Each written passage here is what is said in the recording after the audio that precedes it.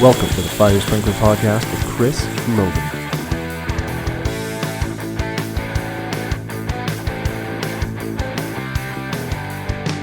This episode of the Fire Sprinkler Podcast is brought to you by General Air Products. General Air Products continues to be the fire sprinkler industry's primary source for all dry and pre-action system filling needs. Whether you need compressed air, dry air, or nitrogen, General Air offers each and is the only company equipped to advise you on the pros and cons of each filling solution. General Air Products also offers a complete line of 13D residential pump and tank systems. Visit www.generalairproducts.com for more information. Hey everybody, on this episode of the Fire Sprinkler Podcast, I speak with Tyson and Jerry from The Groove Boss. The Groove Boss is a new groover that is being developed by a couple fellas in the industry. One of them actually is in the industry, the other is a mechanical engineer. They are developing a sort of handheld groover. Not really handheld groover. It sits on the carriage of a rigid 300. So you can go from threading to grooving kind of in one motion. Take the dies off, put the groover on. You can cut groove, ream, all kind of in the same on the same tool. Check out this conversation. It's a great tool. It's not available yet, but as soon as this product is available, I will let everybody know on my Instagram, Twitter, Facebook, everything. I think it's a great product, and I think it's going to be big in the industry when it is ready to launch. If you need more information, go to www.thegrooveboss.com.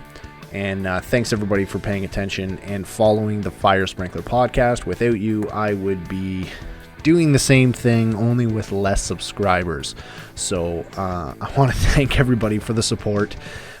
If you're in the Nashville area on May 14th for the NFSA conference, feel free to stop by the expo. I'll be around. I'll have coasters, I'll have stickers, I'll have things. Just come and shoot the shit with me. Come keep me company. Thanks everybody, and enjoy. Hey everybody, thanks for tuning in to this episode of the Fire Sprinkler Podcast. It is Easter Sunday. I am here with Tyson and Jerry from The Groove Boss. How's it going today, gentlemen? Good. Thanks for having us, Chris. No problem. Thanks for coming on and talking about this new groover that you guys are creating. It's a very interesting idea. When you guys reached out to me, I think it was back in January, and we've just been having kind of timing issues with getting on and talking about it. But I think it's an awesome idea. Why remove your entire carriage to groove a single piece of pipe? Start things off. Why don't you guys explain where the idea came from and why you guys are pushing this new tool to market quick? Tyson, you want me to take this one? Yeah, this is all you. Yeah. All right. So the relationship we have is Tyson is my nephew, and I am the sprinkler fitter. I've been doing this for 33 years, and back in the day, I was doing a job alone because I had no help, and I was working a lot with small groove pipe, and I had to cut and ream the pipe and then take my whole machine apart to groove it. And because I was working so high, I was only doing one piece at a time, and it was taking me a very long time, and I was very frustrated. And I said I couldn't believe that somebody hadn't come out with a groover that fit in the carriage just like the die head. So I kind of took that idea and kind of drew a picture, and it kind of died right there until Tyson went to school to be a mechanical engineer. So him and I were at a Christmas party, I think, or a Thanksgiving or something, and we started talking about being business partners and making this tool happen. So Tyson was the brains behind the outfit, and I just had the idea. So many, many years later, we now have a tool that works and makes it a lot easier to make a thread groove nipple with very little disassembly and assembly for the 300. So how long ago did you initially have the idea? And 2002. So yeah. So 2002 the idea was, and did you immediately get in touch with Jerry and start kind of kicking cans down the road and saying, why don't we do this? What do we do this? How long did it take to come up with your first prototype? So yeah, Jerry actually, it was in 2007 that Jerry approached me, and at that point he had that drawing, and he didn't really know who to approach to actually start thinking of a design until I came around from college. I think it was after my first year of college, and I said I'd love to try and design something like this. Again, I'm just fresh, I'm just learning. We had access to a machine, we took measurements, and probably went through a couple different models before we actually pulled the trigger to build a prototype. But in 2014, after a lot of different life had gotten in the way a few different times, we actually pulled the trigger and made some of these groovers. I think we had already gotten some patent protection, some provisional patent protection at this point, so that we actually were able to show them to people, because before this we weren't telling anybody because of the patent rules, and nobody should know when an idea is this great comes around until there's actually protection. So it wasn't until then that we pulled. So it's been now four years that we've had a prototype that we've been putting through the ropes, and we've redesigned it a few times since our first actual prototypes were built. What were the reasons for the slight changes that you guys have there? If you guys have been kind of putting it through the ringer for the past 4 years, what was, say, one of the major issues you guys noticed during the development? I would say one of the first things we noticed. Well, the first thing we were most worried about is the pressure on the shaft, whether or not the shaft was going to be able to handle a freewheeling shaft like that. Obviously, there's a lot of leverage against it when you're trying to push the groove into it, and the deflection of the shaft. We were concerned that it just wasn't going to make the groove without ruining the shaft. So that was our biggest thing. But when our first off tool had a very basic way to apply the pressure, and we had a very well developed shaft. So I think the biggest change, because Tyson really did a good job putting together the initial tool with the shaft and the bearings, that never really changed. What we've been developing has been the application of the pressure for the grooving wheel. That has kind of been in progress throughout. We've had a couple of different versions of that. Okay. Yeah, and then we also had to change the location, because I could only replicate the rigid coupling or the rigid tool carriage so well in the computer, and we actually were able to squeeze it a little bit better and actually reduce its overall footprint a little bit more to leave more room for the actual standard components on the carriage. And I would say those are the two changes that were the biggest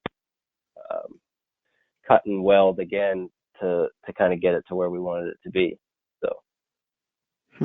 So you guys use a ratchet in order to get the thing. I see on your website, which is www.thegrooveboss.com, you guys have some pictures of the various prototypes, designs, things like that. It looks like you started out with the hand crank wheel. That was my idea. Yeah, that was your idea. What made you switch away from that? I don't know. I think once the wheel, I think would still work. But it takes up more space, and we went to the ratchet because at the time everyone was using ratchets for couplings. Right. So we made the ratchet, so you have the ratchet in your pouch already, and you're using it for all your couplings.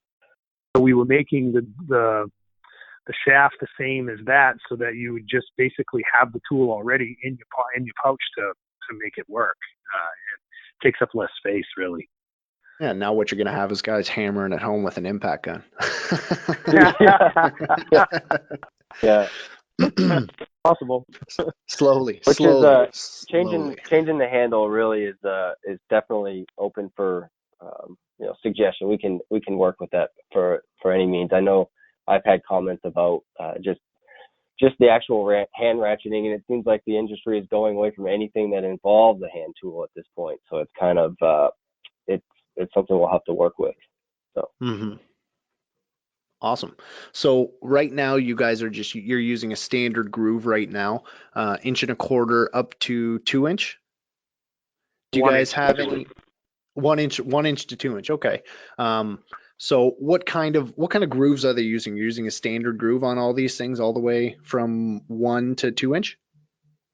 That's correct. Okay. We spoke a little bit before, but what are your thoughts on the IGS groove that's come out now?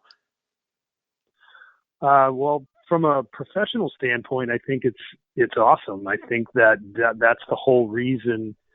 Um, this is exactly the same thing that I was thinking when I came up with the idea. Is that Hmm. we'd be using a lot more smaller grooved stuff and a lot less threading. It's a lot less messy if we were to have a tool like this that we could use on our 300s. Everybody owns a 300.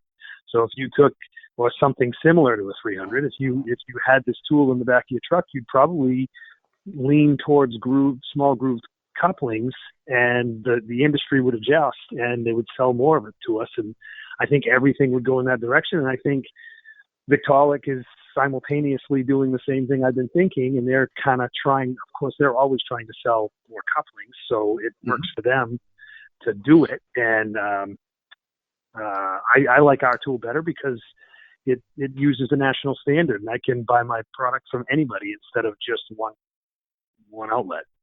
Hmm. Yeah, that's true. What is Okay, so on your machine, do you have, as of right now, do you have settings for it? Can you set it so that you ratchet it home and it's at inch and a quarter, you ratchet it home and it's at inch and a half, you ratchet it home. Do you have a set dial or a set screw that you can set for the various steps? We do like any other groover. You have to measure your groove, so you have to try your first groove. We do have a set point where we have a stopping a set so that it would stop you once you lock it in. It's going to give Yep. you the same groove every time, but because sometimes you're dealing with sked 40, sometimes you're dealing with sked 10. It's not.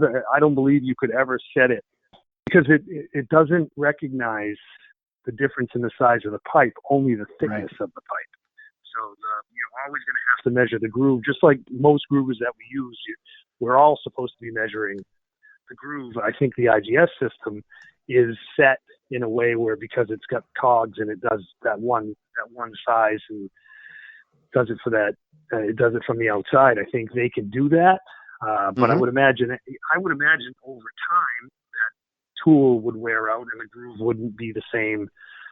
Like anything else, it wears out. So I think they I'm have a depth assuming, gauge that comes with theirs as well. You just yeah. slip it Okay. over the thing. Yeah. What your carriage, the way it sits on the rigid 300, that's essentially what it's built around, is the carriage on a 300. Will it fit on other rigid or other manufacturers carriage assemblies? Like, could you put that on a 535? Yes, I believe we could. I would have to check it because the oiling system might be a little bit different, but Hmm. I do have a 535 in my office, and be honest with you, I don't think I've ever put it on there to see if it does. But yeah, the one thing that we had to modify because there's just not a lot of room is this groover, when sold, would definitely come with a reamer that doesn't go down. It's got a different pitch, and it just doesn't go down to a half inch, for like a quarter inch pipe or whatever. Oh, okay. It's got more of a blunt end to get by the bearing. Oh, okay. So you wouldn't have that direct point that comes on the typical reamers that you have nowadays. You would just kind of not cut it off, but shave it Essentially, off, Just yeah. a essentially. Yeah, you'd buy the groover and it would come with a different reamer. That's all. Okay. Interesting. Just take Now, yeah. the groover as well, you're able to do everything else, that you're able to use every other tool aside other than the new reamer that you're going to get with it. You're able to cut and do everything else that the carriage is capable of doing with the tool installed. Yeah. Everything is done the same way you would thread a pipe. You would load the groover on, and you could cut, ream, and then you could groove instead of thread, and that's it. Awesome. So Same you've pin, been yeah, sorry. yeah, same pin on the groover and everything as far as the same exact size that goes on to the actual die head. This is I'm very interested in it. It's cool. When we were going back and forth talking about when we can get on and talk about it, I may or may not have asked for one. Still in the development stage, but I did want to try one because it's very interesting to me. I think this could, it's one of those things that why can't I do this now? For the amount of time that grooving has been around, the amount of time that the rigid 300 and everybody in the world right now, oh, we got to groove a piece of pipe, you got to take the carriage off, you got to put it in the oiler, you got to, set if you have the 9 times out of 10, the oiler's sitting on a 5-gallon bucket. You're not going to put the carriage in the oiler on a 5-gallon bucket so you don't dump it. You know what I mean? There's a lot of stuff. It's a lot of stuff involved when you're actually out on tools dealing with stuff. You should be able to just, dump it off, throw the groovers on, and away you go. Well, I highly recommend that people visit, anybody interested in the tool or knowing more about it, that they visit our website, because on the website I made a video, and the video shows just basically making the same piece of pipe the old way and making it with the Groove Boss. And I chose an 8-foot piece of pipe that's a thread on one end, groove on the other, so that you could see that if you're doing it you can't do it by yourself without using a tripod or a ladder. You have to have something holding the end of the pipe, or you have somebody with you. When you use the Groove Boss, you don't need anybody. You just stick it back in the machine, you set the cog in the back, and you're good to go. So, it does show the difference in the old way versus the new way. And this is definitely something that I believe is going to it's just going to change the way we do things once it gets out there. Awesome. So this is somewhat of a teaser. The product is currently not available for sale yet, but it is hopefully going to be available soonish. Very soonish, hopefully, so that I can pick one up and start throwing it on some trucks. And hopefully, based off of this podcast, you guys get a lot of positive feedback from it as well. Like I said, I'm very interested in it. I'm kind of one of those people where new products come out, I want to see them, I want to use them, I want to put them in my hands, I want to put them on the trucks, I want to see how they work, I want to see if they're durable, I want to, drop it, I want to carry it up a ladder, I want to drop it off a man lift, I want to do stuff like that to it, right?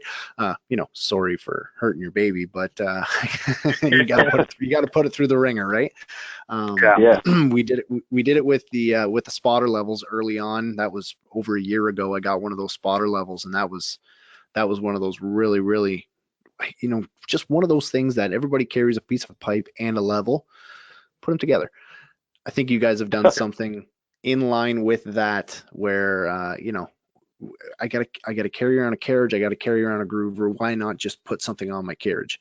And that's what you guys have done, and I like it. Cool. So what I hope so. So what's next for you guys? What's next on either the agenda? Are you guys going to keep kind of rolling out with products like this? Are you guys going to come up with something for larger diameter pipe down the road after you get this launched? What's the plan for you guys? We haven't really talked about going larger diameter, only because there's this is specific for 2-inch and up to down to 1-inch, because it's for that rigid problem that we all have on site. It's there's so many different groovers out there, and we're really, really close to closing in on our patent number. It's very close, and it's going through that process that which is almost 3 years old at this point. It's enlightening for us to see that how hard it is to get a patent, because there are so many tools on the market already that use the same verbiage that you have to use to create something like this. So it's really, if it wasn't so different from everything that's on the market, I think we would have given up on it a long time ago, because it's just the government, it's very difficult. That's all. And so to say we're going to do more and try to compete against the ones that are already out there, I don't know if I'd spend the money. I don't know if I'd patent it. That's for sure. It's been quite an ordeal. Yeah. Well, why don't we say this? Why don't we stick a pin in that? Once you launch these things and you see how many you sell in the first year, maybe that'll, you know what? Maybe we should come up with more tools. Maybe this thing goes crazy. You guys are debating on buying your second island after these things sell out, and you're like, you know what? Maybe that'll help push us so we can build the bridge from one island to the other, and a large diameter pipe groover might do that for us.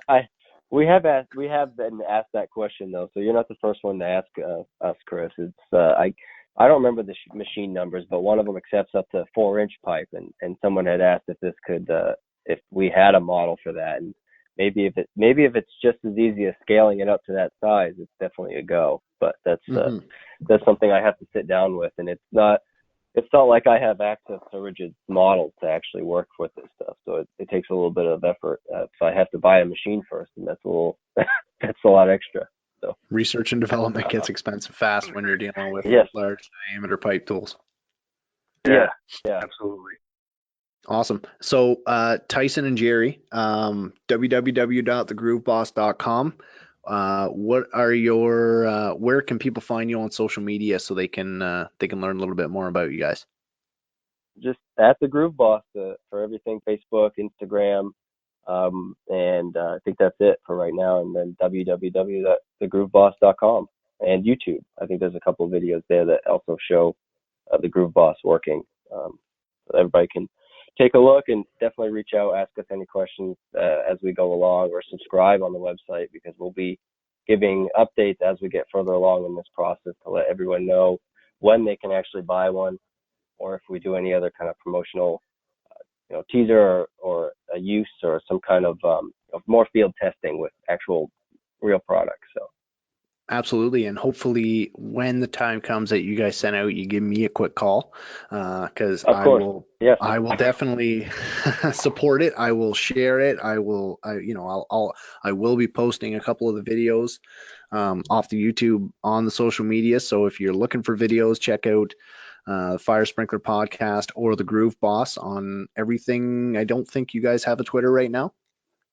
No. Okay, so Instagram and Facebook for right now. Yes. And we can. Sounds like by the end of this episode, you're going to have a Twitter account, though. So I've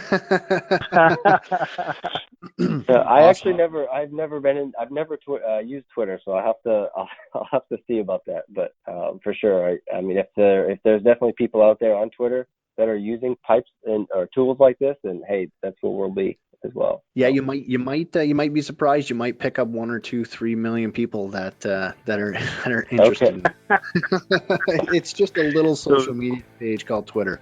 Okay. Guys, thanks for coming on. This was a great conversation. Thanks for teaching me about your new groover, and I am super pumped for you guys to launch this. Thank you very much, Chris. Thanks again. No problem. Talk to you later.